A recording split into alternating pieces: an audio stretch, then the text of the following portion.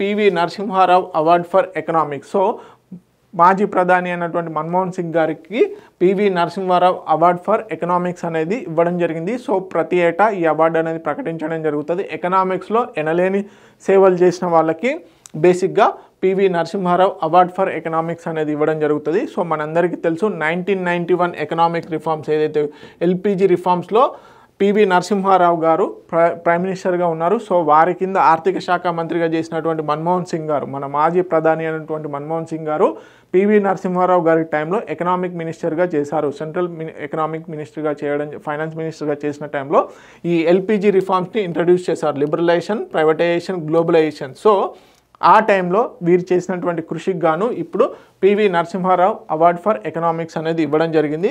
So దీనికి సంబంధించిన details కనుక చూసుకున్నట్లయితే conferred by the Montek Singh Ahluwalia గారు ఇవ్వడం జరిగింది. ఎవరికి ఇచ్చారు?